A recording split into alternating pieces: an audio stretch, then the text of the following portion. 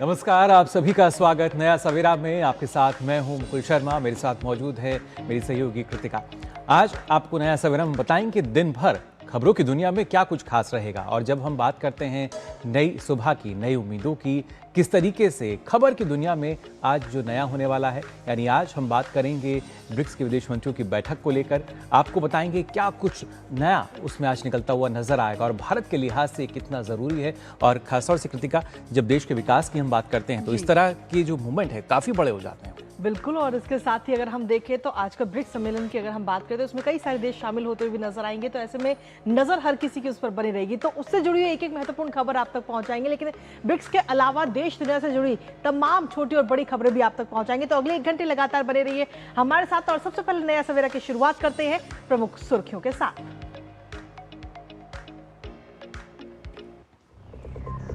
भारत की मेजबानी में आज से नई दिल्ली में ब्रिक्स विदेश मंत्रियों की बैठक। पश्चिम एशिया संकट और वैश्विक ऊर्जा आपूर्ति पर चर्चा की संभावना।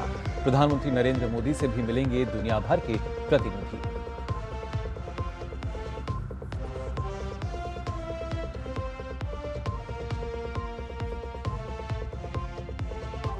आज सामने आएगा केरलम के नए मुख्यमंत्री का नाम। दोपहर 1 बजे होगी कांग्रेस विधायक दल की बैठक। रेस में केसी वेणुगोपाल सबसे आगे, वीडी सतीशन और रमेश चन्नीथला का भी नाम।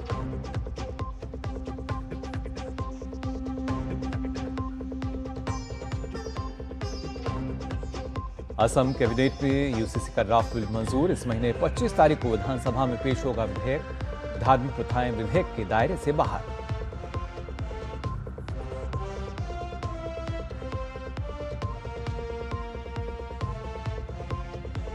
उत्तर प्रदेश में आंधी, बारिश और बिजली गिरने की घटना में 50 से ज्यादा लोगों की मौत। फसलों को भारी नुकसान। सीएम योगी की ओर से प्रभावितों को हर संभव मदद का भरोसा।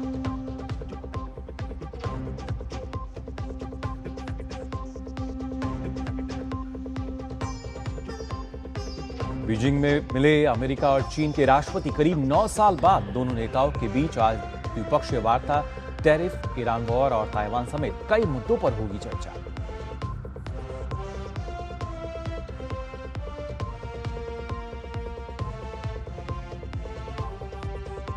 और थाईलैंड ओपन में भारतीय शटलरों की शानदार शुरुआत। पीवी सिंधु, किदांबी श्रीकांत और लक्ष्य सेन के मुकाबले आज।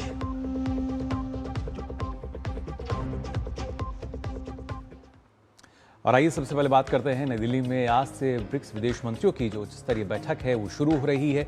2 दिन की इस बैठक की मेजबानी भारत कर रहा है और इस उच्च स्तरीय बैठक की अध्यक्षता विदेश मंत्री डॉक्टर एस जयशंकर करेंगे। इसके साथ ही आपको यह भी बता दें कि बैठक में ब्रिक्स सदस्य देशों के विदेश मंत्री और सहयोगी देशों के प्रतिनिधिमंडल प्रमुख तौर पर हिस्सा लेंगे। वो प्रधानमंत्री नरेंद्र मोदी से भी मुलाकात करेंगे और साथ ही बैठक के दौरान ब्रिक्स सदस्य देशों के विदेश मंत्री आपसी हित के वैश्विक और क्षेत्रीय मुद्दों पर विचारों का आदान प्रदान करेंगे। सम्मेलन के दौरान वैश्विक और क्षेत्रीय मुद्दों पर व्यापक चर्चा होगी। इस बार सम्मेलन की थीम रखी गई है BRICS at 20, building for resilience, innovation, cooperation and sustainability, यानी ब्रिक्स एट 20 लचीलापन, नवाचार, सहयोग और सतत विकास के लिए निर्माण। खास बात यह है कि बैठक से पहले डॉक्टर जयशंकर आज कई द्विपक्षीय बैठक भी करेंगे।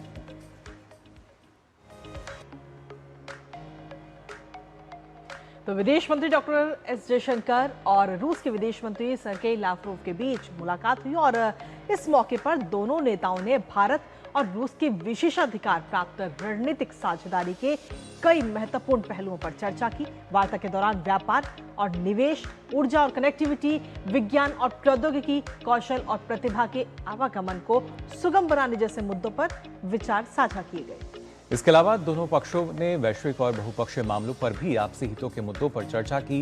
रूस के विदेश मंत्री सर्गेई लावरोव ने कहा है कि भारत की ऊर्जा आपूर्ति से जुड़े सभी समझौते पूरे किए जाएंगे।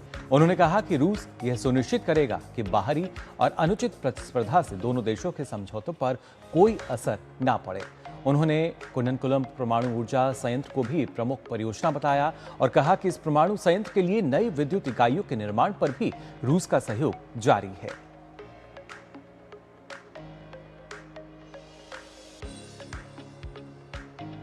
वहीं विदेश मंत्री डॉक्टर एस जयशंकर ने ब्राजील के विदेश मंत्री माउरो विएरा से मुलाकात की। इस मौके पर दोनों देशों के बीच द्विपक्षीय, क्षेत्रीय और वैश्विक मुद्दों पर विचार विमर्श भी हुआ। डॉक्टर एस जयशंकर ने कहा कि भारत ब्रिक्स की अध्यक्षता पर ब्राजील के समर्थन को महत्व देता है।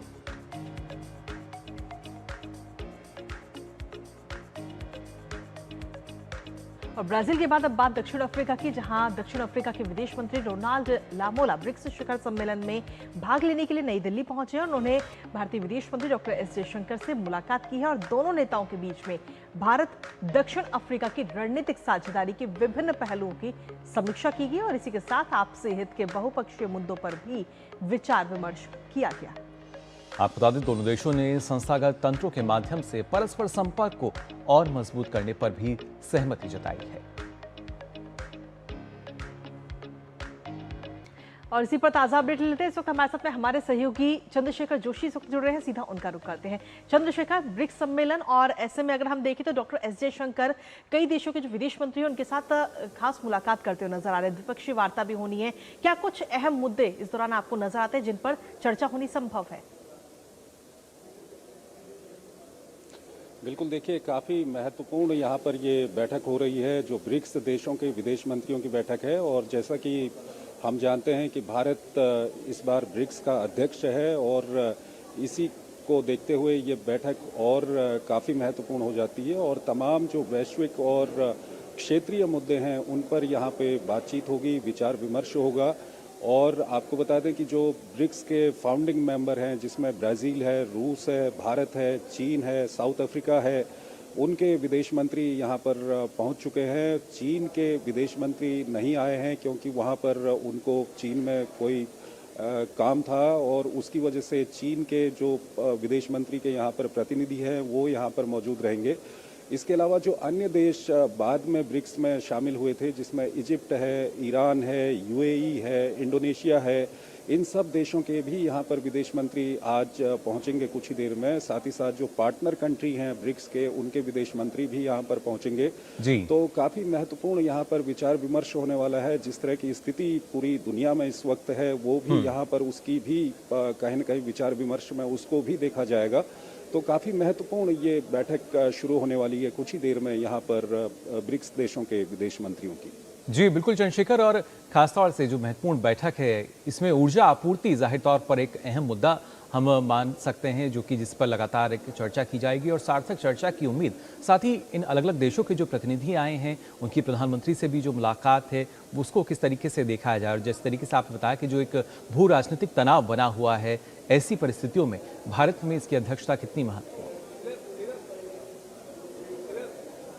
देखिए काफ़ी महत्वपूर्ण है भारत की अध्यक्षता और साथ ही साथ आज की जो ये बैठक होने वाली है ये भी काफ़ी महत्वपूर्ण है। जिस तरह की स्थिति पूरी दुनिया में इस वक्त बनी हुई है और ख़ासकर हम ब्रिक्स की बात करें तो यहाँ पर जो पश्चिम एशिया की स्थिति है, जाहिर तौर पर वो स्थिति भी यहाँ पर विचार विमर्श में आएगी। और इसको लेकर यहाँ पर ये ज़रूर बता दें कि भारत की कोशिश है कि एक जॉइंट स्टेटमेंट आएगा, लेकिन ब्रिक्स में जो मेंबर हैं, खासकर ईरान की हम बात करें, यूएई की हम बात करें, तो दोनों के मत इस जो पश्चिम एशिया का कॉन्फ्लिक्ट है इसको लेकर के अलग अलग हैं। तो इसको इस कारण से थोड़ा सा दिक्कत यहाँ पर आ सकती है, लेकिन भारत की एक पूरी कोशिश है कि एक जॉइंट स्टेटमेंट यहाँ पर ब्रिक्स की ओर से आए। और उसके अलावा अगर हम ब्रिक्स की बात करें तो जो ऊर्जा आपूर्ति की आप बात कर रहे हैं, ब्रिक्स के जो देश हैं वो काफ़ी महत्वपूर्ण है। आपस में इस संकट के समय एक दूसरे की किस तरह से मदद कर सकते हैं, ये एक विषय हो सकता है। और साथ ही साथ आपको ये बता दें कि जिस तरह से ऊर्जा संकट एक पूरी दुनिया में इस वक्त देखा जा रहा है, वो भी यहाँ पर विचार विमर्श जब होगा, जब बातचीत होगी, विभिन्न सेशन यहाँ पर होंगे, तो वो भी मुद्दा यहाँ पर आएगा। और इसके अलावा आर्थिक रूप से, व्यापार की दृष्टि से और दूसरे जो मुद्दे हैं उनमें किस तरह से ब्रिक्स के जो देश हैं एक दूसरे की मदद कर सकते हैं और किसके जो साझा हित हैं उसको लेकर के कोई यहाँ पर काम कर सकते हैं। साथ ही साथ जो पार्टनर कंट्री हैं वो भी यहाँ पर मौजूद रहेंगे। तो काफ़ी महत्वपूर्ण पूरी दुनिया की जिस तरह की स्थिति बनी हुई है उसको हम देखें तो उसको देखते हुए काफ़ी महत्वपूर्ण ये बैठक कुछ ही देर में यहाँ पर शुरू होगी। इसके साथ ही सीएस जोशी, अगर हम आज की बात करें तो आज कौन कौन से सेशन हैं जिन पे चर्चा और बैठकें होती हुई नजर आएंगी? आज क्या कुछ खास है? देखिए, अगर हम आज की बात करें तो आज सबसे पहले अभी शुरुआत होगी, जहां पर जो इस बैठक की अध्यक्षता कर रहे हैं भारत के विदेश मंत्री सुब्रमण्यम जयशंकर, वो सभी विदेश मंत्रियों का यहां पर स्वागत करेंगे। उसके अलावा जो देशों के प्रतिनिधि यहां पर आए हैं उनका यहां पर स्वागत किया जाएगा। उसके अलावा 2 सेशन आज दिन में होने हैं और उसके अलावा कल भी 2 सेशन हैं जो काफ़ी महत्वपूर्ण है। अगर हम कल की बात करें तो कल लचीलापन, नवाचार, सहयोग और स्थिरता का निर्माण किस तरह से पूरी दुनिया में किया जाए, इसको लेकर के एक यहाँ पर सेशन होगा। और उसके साथ ही साथ वैश्विक शासन और बहुपक्षीय प्रणाली में सुधार को लेकर भी एक महत्वपूर्ण सेशन यहाँ पर होगा। तो काफ़ी महत्वपूर्ण ये बैठक रहने वाली है आज की और कल की हम बात करें। और यहाँ पर जो तमाम विदेश मंत्री आए हैं, इनमें से कई सारे विदेश मंत्री हम देखेंगे कि जाके प्रधानमंत्री से भी इनकी मुलाकात होगी। तो काफ़ी महत्वपूर्ण आज का दिन रहने वाला है। जी बिल्कुल, काफ़ी महत्वपूर्ण आज का दिन। और ख़ासतौर से जब हम बात करते हैं भारत की, क्योंकि फ़िलहाल जो परिस्थितियाँ बनी हुई हैं उनके परिप्रेक्ष्य को देखा जाए तो ऐसे में काफ़ी महत्वपूर्ण हो जाता है कि कौन से वो अहम मुद्दे जिन पर चर्चा होगी और ख़ासतौर से क्या कुछ संदेश की अगर बात की जाए यहाँ पर चंद्रशेखर, क्या एक संदेश जो है वो भी इसके ज़रिए हम निकलता हुआ देखेंगे। क्योंकि भारत तो लगातार हालांकि शांति की बात करता है, लेकिन जो ईरानी विदेश मंत्री हैं वो भी यहाँ पर मौजूद हैं। और ऐसे में क्या विश्व को एक दिशा देने वाला जो संकेत है वो यहाँ कुछ नज़र आ सकता है हमें?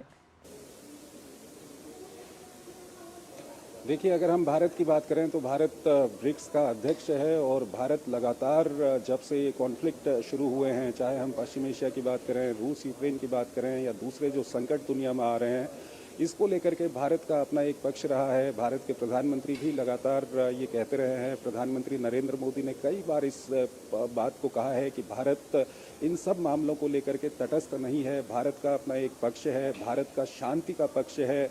भारत चाहता है कि युद्ध ना हो, ये बुद्ध का समय है, ये प्रधानमंत्री ने कहा था। ये शांति का समय है, ये प्रधानमंत्री ने कहा था। तो ये भारत क्या चाहता है, भारत क्या सोचता है, ये बहुत साफ है।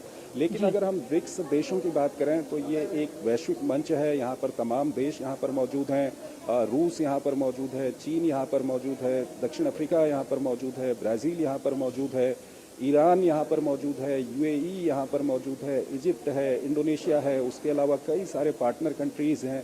तो भारत की कोशिश होगी कि जिस तरह के हालात बने हुए हैं पूरी दुनिया में, उसको लेकर के एक जॉइंट स्टेटमेंट आए और एक संकेत कहें या संदेश कहें पूरी दुनिया को जाए। लेकिन यहाँ पर एक कंसेंसस बनाना थोड़ा सा मुश्किल हो सकता है, क्योंकि पश्चिम एशिया की अगर हम बात करें तो यहाँ पर ईरान भी है, यूएई भी है और दोनों के अपने अपने पक्ष हैं इस कॉन्फ्लिक्ट को लेकर के। तो ये देखना होगा कि इस जो बैठक होती है इसके बाद क्या कुछ होता है। इसके साथ ही CS जोशी, जिस तरीके से आपने बताया भी कि ब्रिक्स की जो अध्यक्षता है वो इस बार भारत कर रहा है, तो ऐसे में भारत के नज़रिए से अगर हम देखें तो इस बार के इस सम्मेलन से किस तरीके से रणनीतिक और आर्थिक स्तर पर भारत को आगे आने वाले समय में फायदा मिलता हुआ नजर आ सकता है? देखिए, भारत के नज़रिए से हम बात करें तो भारत यहाँ पर ब्रिक्स की अध्यक्षता कर रहा है और 2026 में भारत ब्रिक्स का अध्यक्ष है और ये विदेश मंत्रियों की बैठक यहाँ पर हो रही है। तो तमाम जो वैश्विक मुद्दे हैं, जो क्षेत्रीय मुद्दे हैं, वो यहाँ पर आएंगे। और इस वक्त की अगर हम बात करें तो वैश्विक मुद्दों में जैसा कि आप जानते हैं कि ऊर्जा संकट की बात है या विभिन्न तरह के जो संघर्ष चल रहे हैं और ख़ासकर पश्चिम एशिया का जो संघर्ष है, तो भारत कहीं ना कहीं चाहेगा कि जो भारत का पक्ष है, जो शांति का पक्ष है, जो युद्ध ना होने का पक्ष है, जो प्रधानमंत्री नरेंद्र मोदी बार बार कहते रहे हैं कि भारत बुद्ध का देश है और ये युद्ध का समय नहीं है, ये शांति का समय है, तो भारत चाहेगा कि ये संदेश कहीं ना कहीं पूरी दुनिया में जाए। और भारत की ये भी कोशिश रहेगी कि यहाँ पर एक जॉइंट स्टेटमेंट आए और सभी देशों के बीच में एक कंसेंसस बने और भारत इसके लिए पूरी कोशिश कर रहा है। हालांकि ये देखना होगा कि अब ये जब बैठक शुरू होगी और यहाँ पर विभिन्न सेशन होंगे तो क्या कुछ होता है, ये देखना काफ़ी महत्वपूर्ण होगा। जी बिल्कुल, ना सिर्फ जॉइंट स्टेटमेंट बल्कि देखना होगा किस तरीके से अलग देशों के साथ एक जो सहमति है वो बनती हुई नजर आती है और किस तरह का एक स्पष्ट संदेश जो है वो इससे निकलता हुआ नजर आएगा। फिलहाल बहुत बहुत शुक्रिया आपका चंद्रशेखर जोशी हमारे साथ जुड़ने के लिए। और नया सवेरा में खबरों का सिलसिला लगातार जारी, लेकिन इसी बीच रुकेंगे छोटे से ब्रेक के लिए। आप बने रहिए हमारे साथ।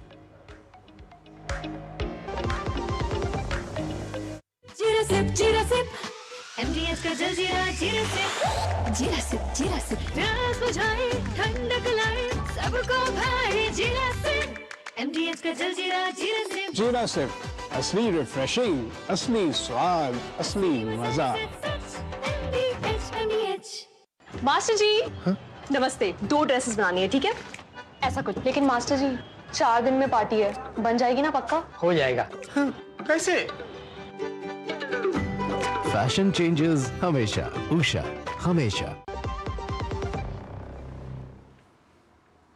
और ब्रेक के बाद एक बार फिर से स्वागत आप सभी का। खबरों में आगे बढ़ते हैं। आपको बता दें कि प्रधानमंत्री नरेंद्र मोदी 15 से 20 मई तक 5 देशों की यात्रा पर जा रहे हैं और उनकी ये यात्रा यूएई से शुरू होगी। फिर 4 यूरोपीय देश नीदरलैंड, स्वीडन, नॉर्वे और इटली का दौरा करते हुए प्रधानमंत्री नजर आएंगे।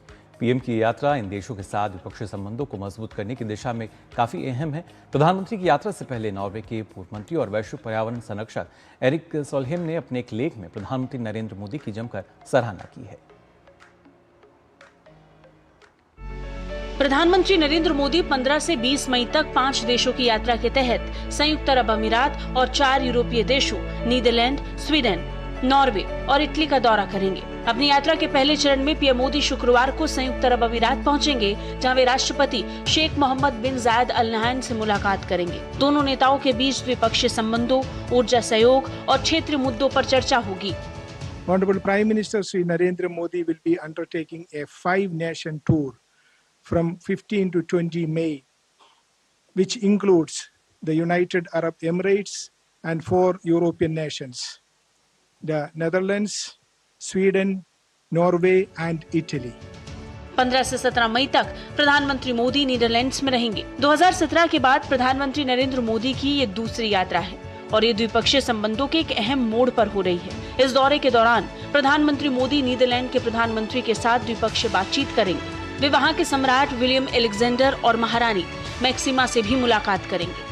प्रधानमंत्री मोदी 17 मई को स्वीडन जाएंगे, जहां व्यापार, निवेश और एआई पर बातचीत की जाएगी। विदेश मंत्रालय ने बताया कि भारत के स्वीडन के साथ दीर्घकालिक सांस्कृतिक और शैक्षणिक संबंध हैं। प्रधानमंत्री नरेंद्र मोदी 19 मई को ओस्लो में तीसरा भारत नॉर्डिक शिखर सम्मेलन में भाग लेंगे, जिसमें व्यापार, प्रौद्योगिकी और निवेश पर चर्चा की जाएगी। On 18 May, Prime Minister will travel to Norway at the invitation of the Prime Minister of Norway on an official visit for bilateral engagement and the 3rd India-Nordic Summit to be held on 19 May. This will be the first visit of Prime Minister Modi to Norway. 19 और 20 मई को प्रधानमंत्री Modi Italy जाएंगे। विदेश मंत्रालय ने बताया कि दोनों देशों के प्रधानमंत्रियों के नियमित संवाद ने द्विपक्षीय संबंधों को नई ऊंचाइयों पर ले जाने में अहम भूमिका निभाई है और ये यात्रा संयुक्त रणनीति कार्य योजना 2025 से 2030 के तहत हुई प्रगति की समीक्षा करने और सहयोग के नए क्षेत्रों की पहचान करने का एक अवसर होगी। प्रधानमंत्री की इस यात्रा से पहले नॉर्वे के प्रसिद्ध राजनयिक, राजनेता और वैश्विक पर्यावरण संरक्षक एरिक सोलेम ने अपने एक लेख में प्रधानमंत्री नरेंद्र मोदी की जमकर सराहना की। एरिक के मुताबिक विश्व के सबसे लोकप्रिय राजनेता नरेंद्र मोदी के पर्यावरण पर लगातार ध्यान केंद्रित करने से पश्चिमी नेताओं को बहुत कुछ सीखने को मिल सकता है। उन्होंने कहा कि 18 मई को दुनिया के सबसे लोकप्रिय राजनेता नॉर्वे का दौरा करेंगे। भारत के प्रधानमंत्री नरेंद्र मोदी का स्वागत राजा हेराल्ड करेंगे। वे भारतीय व्यापार को बढ़ावा देंगे और भारत नॉर्डिक देशों के प्रधानमंत्रियों की बैठक में भाग लेंगे। उन्होंने कहा कि नॉर्डिक देशों के प्रधानमंत्रियों को ध्यान से सुनना चाहिए। उन्हें अपने भारतीय समकक्ष से बहुत कुछ सीखने को मिलेगा। उन्होंने तुलना करते हुए कहा कि जहां नॉर्डिक देशों के प्रधानमंत्रियों की घरेलू लोकप्रियता रेटिंग मुश्किल से 30% है, वहीं मोदी की लोकप्रियता चुनावों में लगभग 70% है। भारतीय अर्थव्यवस्था वर्तमान में 7% की दर से बढ़ रही है, जो चीन से भी तेज है और अन्य किसी भी प्रमुख अर्थव्यवस्था से कहीं अधिक है। एरिक सोलेम के मुताबिक वर्तमान विकास दर के अनुसार भारत की अर्थव्यवस्था 2050 तक 4 गुना हो जाएगी। तब भारत विश्व की दूसरी सबसे बड़ी अर्थव्यवस्था बन जाएगा, जो अमेरिका को टक्कर देगा। इससे पहले भी एरिक सोलेम ने एक समाचार एजेंसी से बात करते हुए कहा था कि प्रधानमंत्री मोदी की लोकप्रियता असाधारण और उनके आसपास विश्व का कोई नेता नहीं है। Bureau report, DD news. तो अपने आप में काफ़ी महत्वपूर्ण यात्रा ये रहेगी प्रधानमंत्री की। वहीं आपको बता दें, उत्तराखंड और गुजरात के बाद अब असम ऐसा तीसरा राज्य बनने जा रहा है जहां समान नागरिक संहिता होगी। असम सरकार इस महीने विधानसभा में समान नागरिक संहिता विधेयक पेश करने जा रही है। शपथ के बाद हिमंता कैबिनेट ने अपनी पहली ही बैठक में ड्राफ्ट बिल को मंजूरी दे दी है। यूसीसी का उद्देश्य विवाह की कानूनी उम्र, बहुविवाह, उत्तराधिकार और लिव इन रिलेशनशिप जैसे मुद्दों को कानून के दायरे में लाया जाएगा, लेकिन धार्मिक प्रथाएं विधेयक के दायरे से बाहर रहेंगी।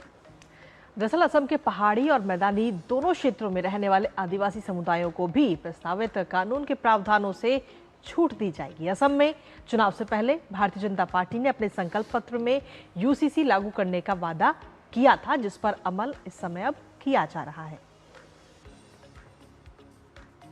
तो असम इस समय यूसीसी की राह पर है, जहां शादी का रजिस्ट्रेशन अब अनिवार्य होगा। लिव इन रिलेशनशिप का भी पंजीकरण जरूरी रहेगा।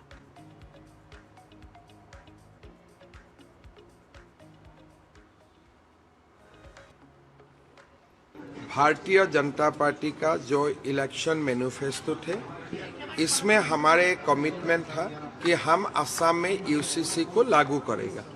तो पहला कैबिनेट ने ही सरकार ने निर्णय लिया कि हम अगले 25 मई जब हमारा विधानसभा का सत्र शुरू होगा, 25 मई हम लोग यूसीसी सदन का सामने लाने का काम करूंगा। एक हिसाब से बीजेपी का इलेक्शन मैनिफेस्टो का एक बड़ा प्रॉमिस हमने आज पूरा करने का काम किया। और असम के बाद अगर बात कर लें पश्चिम बंगाल की, तो वहां भी शुभेंदु सरकार ने पशु बलि पर कड़ाई से रोक लगाने की दिशा में बड़ा कदम उठाया है। पश्चिम बंगाल पशुवध नियंत्रण अधिनियम 1950 को सख्ती से लागू करने के लिए सरकार ने नए दिशा निर्देश जारी किए हैं। जी हाँ, मुख्यमंत्री शुभेंदु अधिकारी ने पशु बलि के लिए सरकारी प्रमाण पत्र अनिवार्य कर दिया है और इस नई गाइडलाइन के तहत 14 वर्ष से कम आयु के किसी भी पशु की बलि की अनुमति नहीं होगी। तो वहीं सरकारी प्रमाण पत्र के बिना गाय, बैल, भैंस और बछड़ों की बलि पर पूरी तरह से प्रतिबंध लगा दिया गया है। सरकार द्वारा जारी निर्देशिका में यह भी कहा गया कि नगर पालिका चेयरमैन, पंचायत समिति अध्यक्ष और सरकारी पशु चिकित्सक की संयुक्त लिखित सहमति मिलने के बाद ही किसी पशु को बलि के लिए योग्य माना जाएगा। साथ ही सरकारी आदेश में यह भी स्पष्ट किया गया है कि कानून लागू करने के लिए यदि प्रशासनिक अधिकारी या सरकारी पशु चिकित्सक बलि स्थल का निरीक्षण करने पहुंचते हैं तो उन्हें रोका नहीं जा सकेगा। निर्देशिका में चेतावनी दी गई है कि नियमों का उल्लंघन करने पर 6 महीने तक की जेल, 1000 रुपये तक का जुर्माना या दोनों सजा हो सकती है। तो अलग अलग प्रावधान जो हैं वो यहाँ पर रखे गए हैं। पशु बलि पर जो सख्ती है वो अब यहाँ नजर आ रही है। पश्चिम बंगाल की अगर बात की जाए, नई गाइडलाइन जो है वो यहाँ पर अब जारी कर दी गई और देखना होगा इसके बाद किस तरह का जो बदलाव है वहाँ देखने को मिलता है। फिलहाल नया सवेरा में हम यहाँ रुक रहे हैं, एक और छोटे से ब्रेक के लिए जल्द लौटते हैं।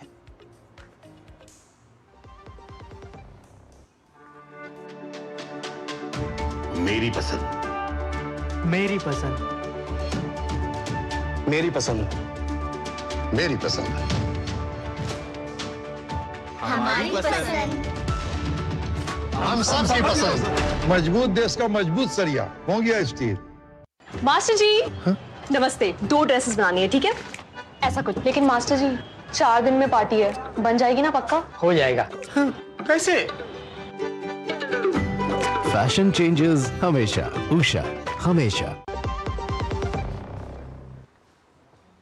और ब्रेक के बाद एक बार फिर से स्वागत आप सभी का। खबरों में आगे बढ़ते हुए बात करते हैं अब केरलम की, जहां आज नए मुख्यमंत्री का नाम मिल जाएगा, क्योंकि आज दोपहर 1 बजे तिरुवनंतपुरम में कांग्रेस पार्टी ऑफिस में विधायक दल की अहम बैठक होगी, जिसमें नेता चुना जाएगा। और इससे पहले बीते कल की अगर हम बात करें तो कांग्रेस महासचिव जयराम रमेश ने यह कहा था कि कांग्रेस आलाकमान ने सभी चर्चाएं पूरी कर ली और आज इस पर फैसला सुनाया जाएगा।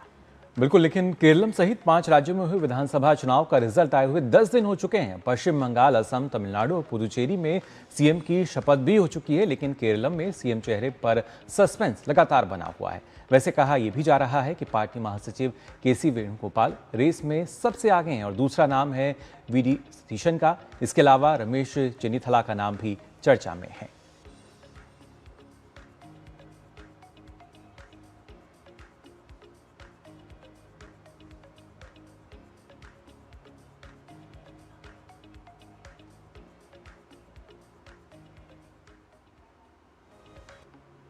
और वहीं केरलम के सीएम को लेकर दावा यह भी किया जा रहा है कि वेणुगोपाल को सबसे ज्यादा विधायकों का समर्थन हासिल है। अब बताया यह जा रहा है कि राहुल गांधी ने दिल्ली में वेणुगोपाल से अकेले में मुलाकात भी की थी। वेणुगोपाल इस समय अलापुझा लोकसभा सीट से सांसद है और अगर उन्हें सीएम बनाया जाता है तो 6 महीने के अंदर ही उन्हें विधानसभा चुनाव लड़ना होगा। आपको बता दें अलापुझा सीट पर भी उपचुनाव इस दौरान कराने होंगे क्योंकि सीट खाली होगी। और केरलम में यूडीएफ ने आपको बता दें 140 में से 102 सीट पर जीत हासिल की और इनमें कांग्रेस की 63 सीट हैं। लेकिन हम देखना होगा कि मुख्यमंत्री के नाम में जब बात की जा रही है इस दौर में 3 ये नाम आगे चल रहे हैं, किस नाम पर मोहर जो है वो लगती हुई नजर आएगी। तो केसी वेणुगोपाल राहुल गांधी की पहली पसंद माने जा रहे हैं। बताया जा रहा है कि इनकी मुलाकात हुई थी अकेले में और क्या ये जो मुलाकात है इससे ये अंदाज़ा लगाया जाए कि अब केरलम के जो अगले मुख्यमंत्री हैं उसमें केसी वेणुगोपाल जो हैं वो सबसे आगे हमें नज़र आ सकते हैं। या कांग्रेस नेतृत्व की जब हम बात करते हैं तो अक्सर इस तरह की खबरें भी सामने आती हैं कि राहुल गांधी के साथ जो सहमति है अलग अलग राज्यों में कांग्रेस नेतृत्व की वो नहीं बन पाती। तो क्या केरलम में कुछ इस तरह की स्थिति भी देखने को मिलेगी या वही वजह है क्योंकि 10 दिन बाद भी अभी तक जो स्थिति है वो साफ नहीं हो पाई है। तो बिल्कुल, और आज 1 बजे अहम बैठक भी है विधायकों की जिसमें नेता चुना जाएगा। तो ऐसे में देखना होगा कि आखिर किसके नाम पर मोहर लगती हुई नजर आती है क्योंकि 3 नाम इस समय सीएम फेस के तौर पर सामने आ रहे हैं। हालांकि किसके नाम पर मोहर लगेगी इसके लिए हमें 1 बजे का और इंतजार करना होगा। लेकिन हैरानी वाली बात यह है कि नतीजे आए हुए 10 दिन हो चुके हैं। जहां नतीजों की अगर हम बात करें तो 5 राज्यों के नतीजे आए थे और 5 में से 4 राज्यों में मुख्यमंत्री बन भी चुके हैं, शपथ ग्रहण समारोह भी हो चुका है। लेकिन केरलम में अभी तक मुख्यमंत्री के नाम को लेकर ही चर्चाएं हो रही हैं। हालांकि उम्मीद की जा रही है कि आज जब 1 बजे विधायक दल की बैठक होगी तो उसमें किसी एक नाम पर मोहर लग सकती है।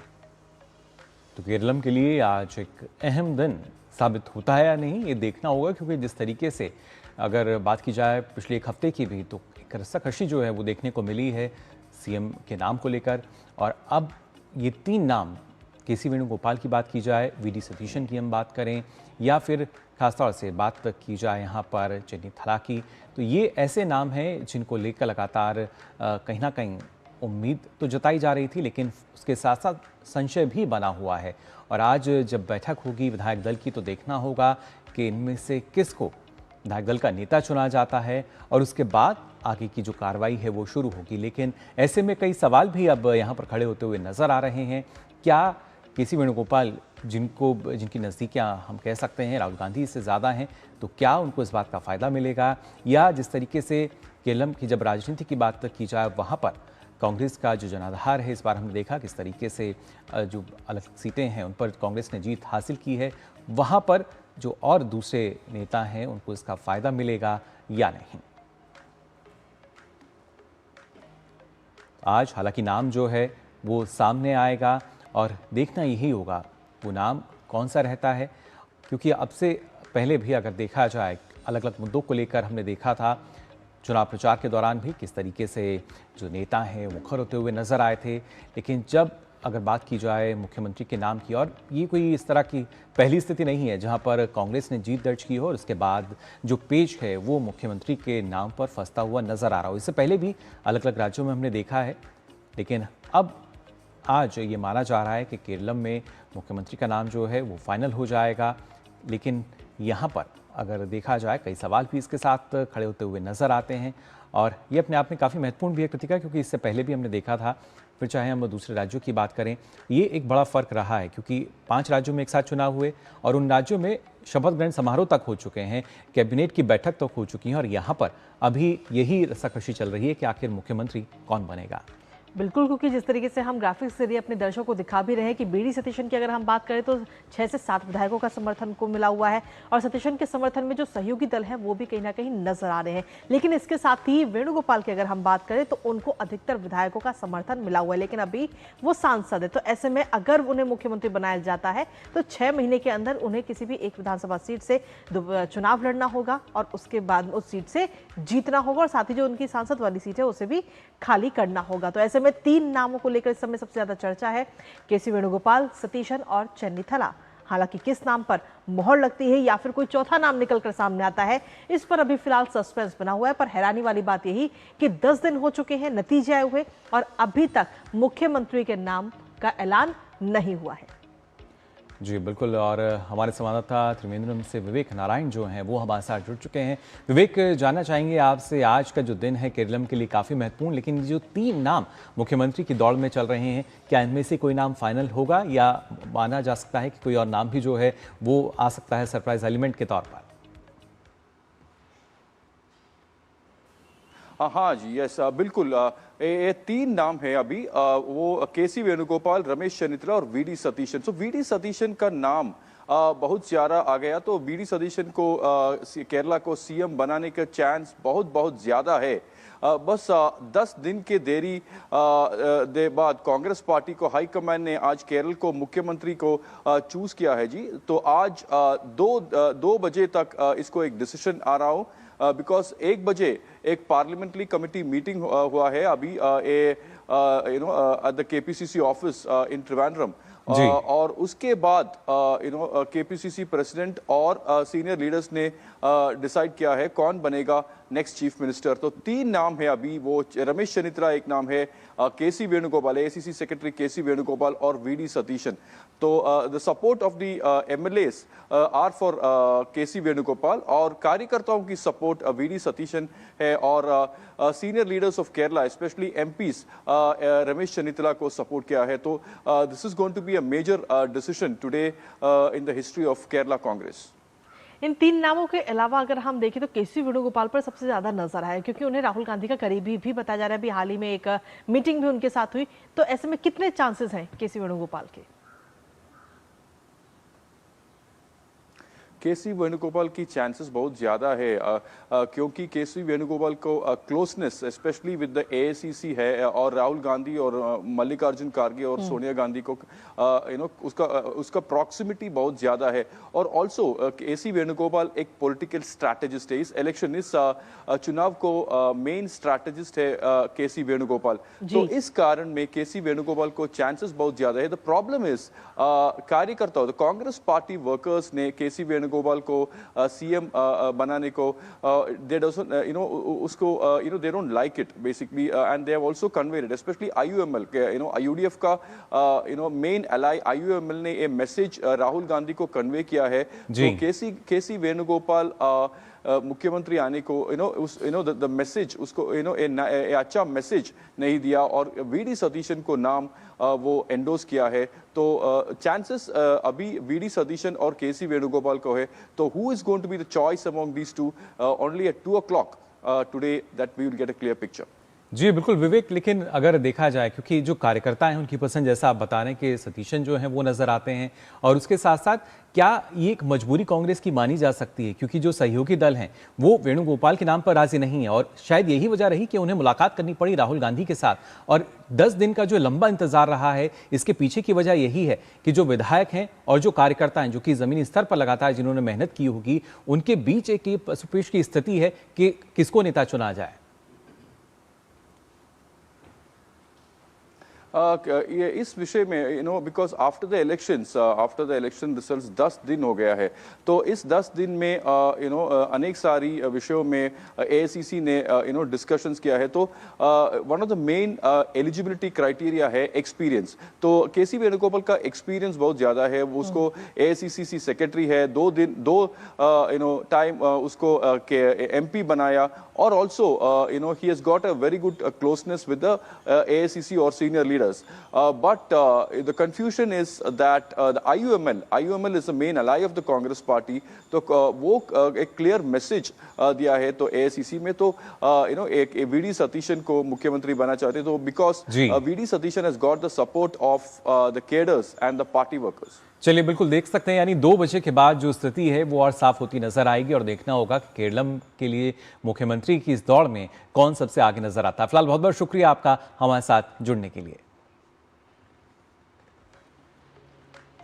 और चलिए नया सवेरा में आगे बढ़ते हुए बात कर लेते हैं मौसम की, और इसमें भी खासतौर पर उत्तर प्रदेश की, जहां आंधी, बारिश और बिजली गिरने की घटनाओं ने भारी तबाही उत्तर प्रदेश में मचाई है। और पिछले 24 घंटों की अगर हम बात करें तो यूपी में अलग अलग जिलों में करीब 50 लोगों की मौत हो गई, जबकि कई लोग इससे घायल हो गए हैं।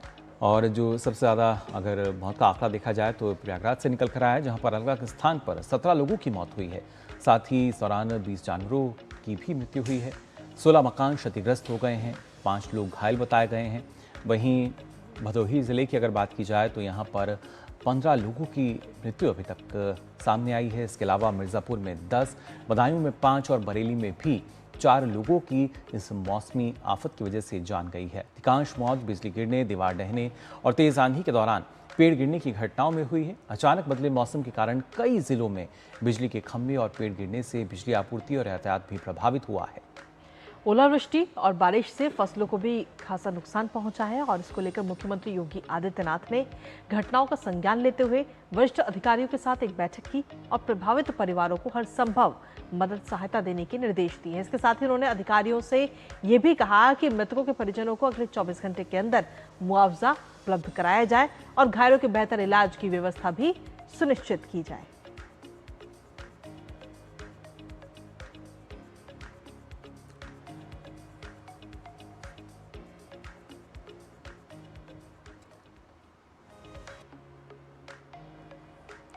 तो आंधी बारिश का तांडव जो है वो अभी तक देखने को मिला और कई लोगों को अपनी जान इस दौरान गंवानी पड़ी। और आइए नया सवेरा में आगे बढ़ते हैं, बात करते हैं आज के प्रमुख समाचार पत्रों की, जिसमें कुछ अलग यानी दिलचस्प खबरें जो हैं वो आज प्रकाशित हुई हैं। कृतिका, कौन सी आज खबरें जो कि बिल्कुल पहली और प्रमुख खबर की अगर हम बात करें तो वो है आम लोगों से जुड़ी, जहां आपको बता दें कि मध्य प्रदेश के झाबुआ में जहां बंजर भूमि जो है वो सूखे कंठ को ही तर नहीं करेगी बल्कि साथ ही धरती की प्यास जो है वो भी बुझाएगी। इसका एक एग्जाम्पल इस समय सेट किया गया है झाबुआ में। दरअसल पानी की कमी, बंजर भूमि और पलायन की मार झेलने वाले मध्य प्रदेश के झाबुआ जिले का जो आदिवासी ग्राम है राजपुरा, वहां पर अब जल संरक्षण की एक नई उम्मीद बनकर उभरा है। क्षेत्र में जनसहयोग और श्रमदान से बंजर भूमि पर एक बड़ा तालाब बनाया गया है और बनाया जा रहा है और इसको राष्ट्र नायक चंद्रशेखर आजाद और उनके माता पिता को समर्पित किया गया है। तो एक बड़ा एग्जाम्पल इस समय सेट हुआ है, जहां सीधे तौर पर अगर हम देखें तो महिला और पुरुष सहित करीब 60 लोगों ने पानी को सहेजने के लिए अपना पसीना बहाया है, मेहनत करी है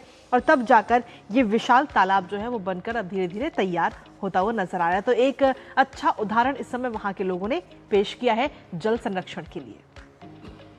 बिल्कुल, और अब आइए आगे बढ़ते हैं, रुक कर लेते हैं अगली खबर का। एक और अच्छा उदाहरण जब हम बात कर रहे हैं, दरअसल अब वैज्ञानिक तरीके से जो हमारी धरोहरें हैं कैसे वो सुरक्षित हो सकती हैं, इसकी बानगी देखने को मिली है। अयोध्या की अगर बात की जाए तो उसका जो इतिहास है और जो दुर्लभ पांडुलिपियां हैं वो अब मिटेंगी नहीं, बल्कि कैसे उनकी जो सुरक्षा है और पुख्ता की जा रही है। आपको बता दें, श्री राम जन्मभूमि तीर्थ क्षेत्र में और इसके साथ साथ इंदिरा गांधी राष्ट्रीय कला केंद्र के बीच एक समझौता हुआ है, जिसके तहत संग्रहालय परिसर में एक संरक्षण लैब जो है उसकी शुरुआत की गई है। इस पहल का उद्देश्य यही है, जो हमारी धरोहरें हैं, जो सांस्कृतिक धरोहर हैं, कैसे उसको हम संरक्षित रख सकते हैं। जो प्राचीन पांडुलिपियां हैं कैसे उनका एक डिजिटल मोड में भी अगर बात की जाए उनको हम संरक्षित करें, सजो कर रखें, जिससे आने वाली जो पीढ़ियां हैं वो भी इसके बारे में जान सकें। तो एक महत्वपूर्ण पहल जो है इसके रूप में यहाँ देखने को मिल रही है। अब आइए बढ़ते हैं आगे। बिल्कुल, और तीसरी महत्वपूर्ण खबर की अगर हम बात करें तो वो है स्वास्थ्य जगत से जुड़ी, जहां एम्स ने एक और कारनामा कर दिखाया। जहां आपको बता दें कि हरियाणा के रहने वाले युवक की पिछले महीने किडनी पैनक्रियाज का संयुक्त प्रत्यारोपण किया गया था, जिसके बाद इंसुलिन के इंजेक्शन जो है लगने वो लगभग खत्म हो चुके। यानी एम्स में 2 अंगों के साथ ट्रांसप्लांट से टाइप 1 डायबिटीज जो है वो खत्म हुई है और एक बड़ा कामयाबी के तौर पर भी इसे देखा जा रहा है। दरअसल अगर हम देखें तो बीते बुधवार को ही एम्स के डॉक्टरों ने इस बात की जानकारी दी और उन्होंने बताया कि युवक को पहले प्रतिदिन 28 से 30 यूनिट इंसुलिन के इंजेक्शन लेने पड़ते थे और 5 से 6 यूनिट इंसुलिन लेने की अभी भी सलाह उसको दी गई है। और इसके साथ ही डॉक्टरों का ये भी कहना है कि इस प्रत्यारोपण के बाद, इस ट्रांसप्लांट के बाद में मरीज का जो स्वास्थ्य है, जो उसकी हेल्थ है, उसमें काफ़ी सुधार आया है और वो अब सामान्य जीवन व्यतीत कर रहा है। और खासतौर पर अगर हम देखें तो रोहतक पीजीआई में भी 51 वर्षीय ब्रेन डेड डोनर से किडनी और पैनक्रियाज मिलने के बाद उसे 14 अप्रैल को जनरल सर्जरी को लेकर के उस प्रत्यारोपण किया गया था। तो ऐसे में इस ट्रांसप्लांट से, इस प्रत्यारोपण से जो टाइप 1 डायबिटीज है वो उसकी खत्म हो गई है। तो हेल्थ के जुड़े से ये काफी महत्वपूर्ण और अच्छी खबर के तौर पर नजर आई। और इसी के साथ अब नया सवेरा में आगे बढ़ते हैं और देख लेते हैं दुनिया भर की कुछ खास और अहम खबरें।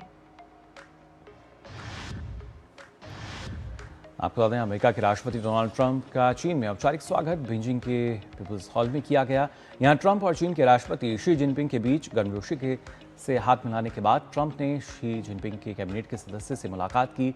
इसके बाद ट्रंप ने अपने कैबिनेट के सदस्यों का परिचय शी जिनपिंग से कराया, जिसमें अमेरिकी विदेश मंत्री मार्को रूबियो और रक्षा मंत्री पीट हेग्सेथ भी शामिल थे। ट्रंप को चीन की पीपुल्स लिबरेशन आर्मी द्वारा एक गार्ड ऑफ ऑनर दिया गया। इसके बाद दोनों नेताओं के बीच व्यापार, करों और वैश्विक आपूर्ति श्रृंखला और भू राजनीतिक मुद्दों पर द्विपक्षीय वार्ता जो है वो फिलहाल लगातार जारी है। इसके साथ ही आपको बता दें कि शाम को एक राज्य भोज भी आयोजित किया जाएगा। ये ट्रंप की 2017 के बाद से चीन की पहली राज्य यात्रा मानी जा रही है। तो करीब 9 साल बाद जो दोनों नेता हैं उनकी मुलाकात, और इस मुलाकात के मायने जो हैं वो देखे जा रहे हैं पूरे विश्व में। और आइए अब जल्दी से नजर डालते हैं कुछ और खबरों पर भी। आपको बता दें संयुक्त अरब अमीरात ने इजरायली प्रधानमंत्री बेंजामिन नेतन्याहू की कथित यात्रा और यूएई राष्ट्रपति से मुलाकात के दावे को खारिज किया है।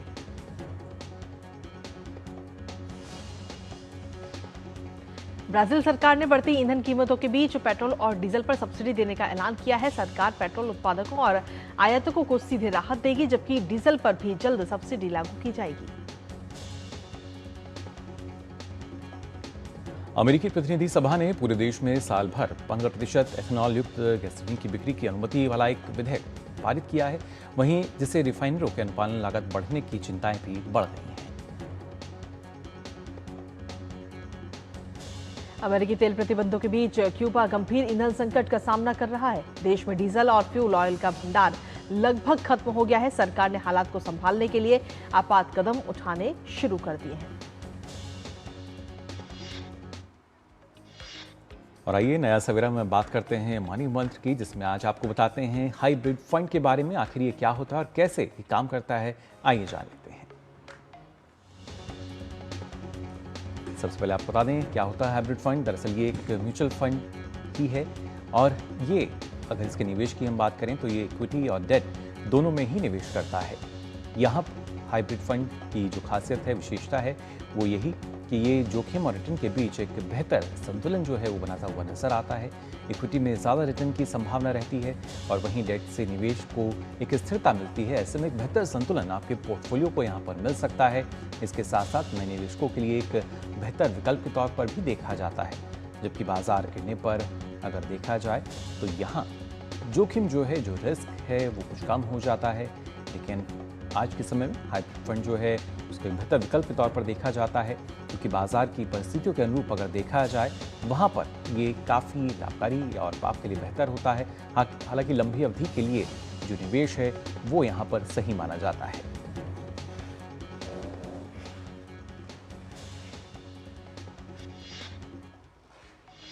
और इसी के साथ नया सवेरा में रुकेंगे छोटे से ब्रेक के लिए, लेकिन कहीं मत जाइए, क्योंकि ब्रेक के उस पर आपको दिखाएंगे एक दिन एक उत्सव में आज क्या कुछ है खास।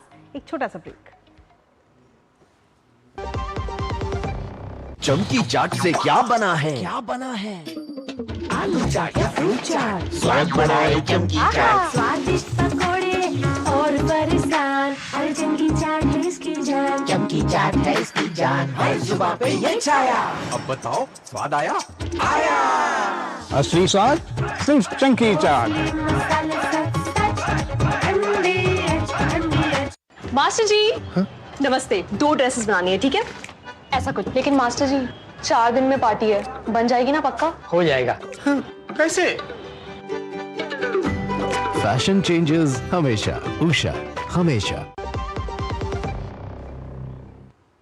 तो ब्रेक के बाद आप सभी का एक बार फिर स्वागत। आप देख रहे हैं नया सवेरा, और एक दिन एक उत्सव में आज हम बात करेंगे एक विशेष व्रत के बारे में जो हर महीने मनाया जाता है और भक्तों के जीवन में आस्था और सकारात्मकता का संचार करता है। जी हाँ, और ये है गुरु प्रदोष व्रत। खासकर भारत के विभिन्न हिस्सों में, विशेष रूप से उत्तर, दक्षिण और पश्चिम भारत में ये व्रत बहुत श्रद्धा के साथ मनाया जाता है। आपको दिखाते हैं।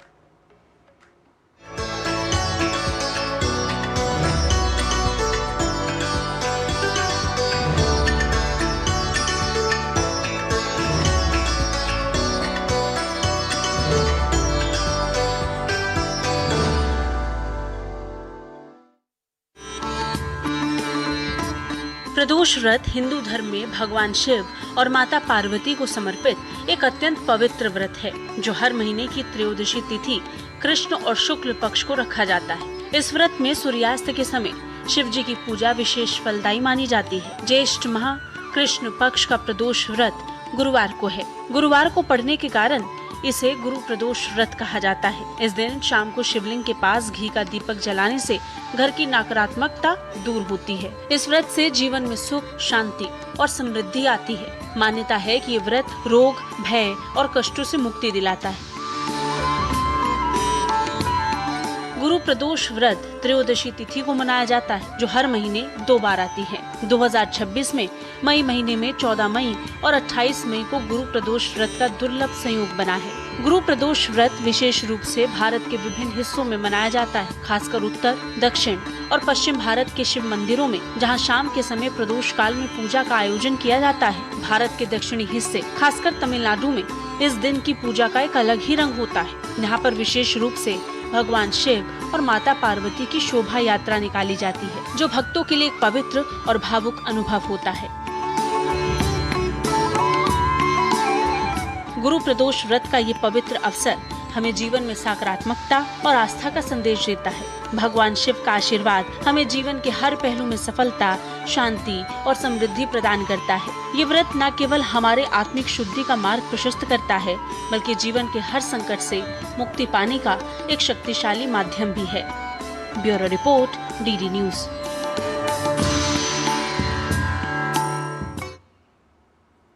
और चलिए नया सफर में आगे बढ़ते, जहां अब हम आपको मिलवाते हैं छत्तीसगढ़ के रामचंद्र गोडबोले और सुनीता गोडबोले से, जिन्होंने अपना पूरा जीवन आदिवासी समाज के लिए समर्पित कर दिया। और इन दोनों समाज सेवियों ने विशेष रूप से आदिवासी बच्चों की शिक्षा, महिलाओं के सशक्तिकरण और स्वास्थ्य सेवाओं को बेहतर बनाने पर विशेष काम किया है।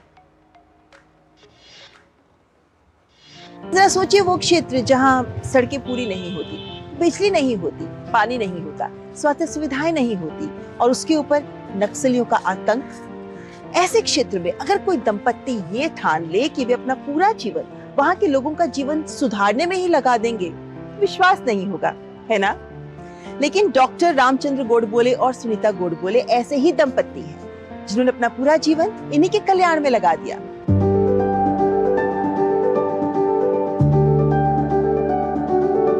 पति पत्नी का ये जोड़ा, जिसने अपने जीवन को आदिवासी समाज के लिए ही पूरी तरह समर्पित कर दिया। महाराष्ट्र से निकलकर छत्तीसगढ़ के बारसूर और अबूझमाड़ जैसे नक्सल प्रभावित क्षेत्रों को अपनी कर्म भूमि बनाना आसान नहीं था, लेकिन पिछले 35 वर्षों से अधिक समय से ये दंपत्ति उन इलाकों तक पहुंच रहा है जहां अक्सर अस्पताल भी नहीं पहुंच पाते। आयुर्वेद के सिद्धांतों पर आधारित उनकी चिकित्सा आज आदिवासी समाज के लिए एक भरोसा बन चुकी है,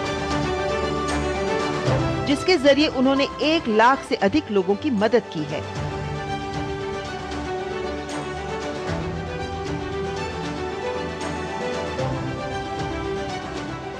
मेरा जब मेडिकल का कोर्स मुझे पूरा हो रहा था, तो इंटर्नशिप के बाद मैं नासिक जिला और गुजरात का जो डांग जिला है, उसका बॉर्डर के इलाके में भिल्ला आदिवासियों के बीच में मैं 4 साल काम किया। उनकी गरीबी, उनका अज्ञान, ये सब मैं जो 4 साल देखा वहाँ, उससे मेरे अंदर वो प्रेरणा जागृत हो गई कि मैं आदिवासी समाज के लिए काम कर सकता हूँ। वहीं समाज सेवी के तौर पर अपनी पहचान बनाने वाली सुनीता गोडबोले ने आदिवासी महिलाओं के बीच जाकर गर्भावस्था देखभाल, पोषण और स्वच्छता के प्रति जागरूकता को एक आंदोलन का रूप दे दिया। दोनों ने मिलकर ट्रस्ट फॉर हेल्थ के माध्यम से बाल मृत्यु दर कम करने, कुपोषण के खिलाफ लड़ाई और स्वास्थ्य जागरूकता फैलाने का व्यापक काम किया। दंतेवाड़ा, बीजापुर, सुकमा और नारायणपुर जैसे अंदरूनी इलाकों में इन्होंने स्वास्थ्य शिविर लगाए, निशुल्क इलाज किया और गंभीर मरीजों को बड़े अस्पतालों तक पहुंचाने में भी मदद की। मेरा काम साथ साथ में था कि जैसे भी कोई महिला वहां पर आएगी तो उसका एक काउंसलिंग करना, उसका समुपदेशन करना कि आपको किस प्रकार से बच्चों को संभालना है, आपको घर की बीमारियां कम करना है तो क्या करना चाहिए। तो शुरुआत में मेरा कार्यक्रम जो था ये पूरा के पूरा उसी प्रकार का था। गोडबोले दंपत्ति ने बिना किसी अपेक्षा के उन रास्तों को चुना जहां सेवा की सबसे अधिक जरूरत थी। बिना संसाधनों की चिंता किए विभिन्न योजनाओं के जरिए कुपोषण और एनीमिया से जूझ रहे बच्चों के जीवन में सुधार लाने का प्रयास किया। उनके अथक मेहनत और समर्पण ने न सिर्फ लोगों का स्वास्थ्य सुधारा बल्कि उनके जीवन को नई दिशा दी। स्वामी विवेकानंद अवार्ड से सम्मानित ये दंपत्ति आज मानवता और सेवा की एक सशक्त मिसाल बन चुके हैं। चिकित्सा के क्षेत्र में अतुलनीय योगदान के लिए डॉक्टर रामचंद्र गोडबोले और सुनीता गोडबोले को पद्मश्री सम्मान के लिए हार्दिक बधाई। तो हमारे पद में देखा आपने गोडबोले दंपत्ति की विशेष कहानी। फिलहाल नया सवेरा में हम रुक रहे हैं एक और छोटे से ब्रेक के लिए, जल्द लौटते हैं। जब धरती चीर कर निकलता है लोहे का पत्थर और मिलता है मोंगिया के जोश से, फिर तपता है, पिघलता है और बनता है फौलाद। अब होता है सरिया सारी खूबियों के साथ। मोंगिया स्टील, मजबूत देश का मजबूत सरिया। मास्टर जी नमस्ते, 2 ड्रेसेस बनानी है, ठीक है? ऐसा कुछ। लेकिन मास्टर जी 4 दिन में पार्टी है, बन जाएगी ना पक्का? हो जाएगा। कैसे? फैशन चेंजेस हमेशा, उषा हमेशा।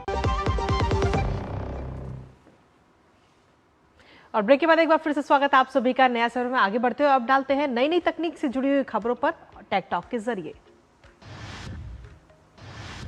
आपको बता दें, रेगिस्तान की धरती से आज एक बेहद सुखद और उम्मीद जगाने वाली खबर सामने आई है। जैसलमेर जिले में गोड़ावन संरक्षण के प्रयासों को एक बार फिर से बड़ी सफलता मिली है। संकटग्रस्त पक्षियों में शामिल गोड़ावन के कुनबे में 2 नन्हे मेहमान जुड़े हैं।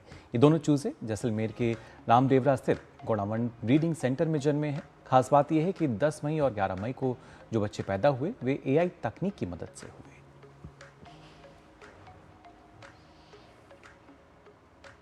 और आइए अब जल्दी से नजर डालते हैं खेल जगत की खबरों पर स्पोर्ट्स ट्रैक में।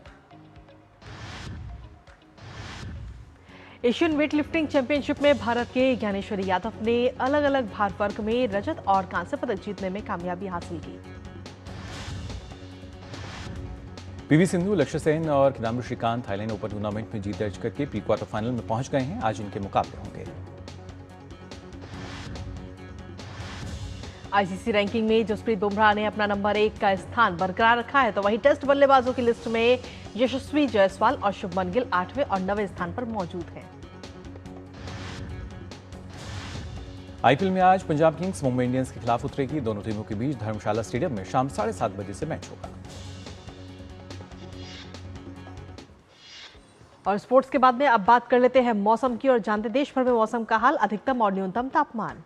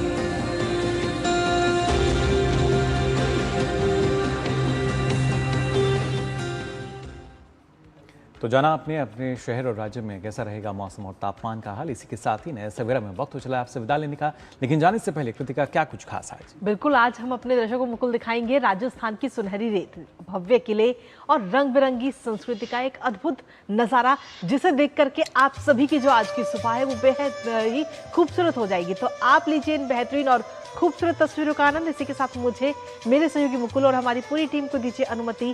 नमस्कार।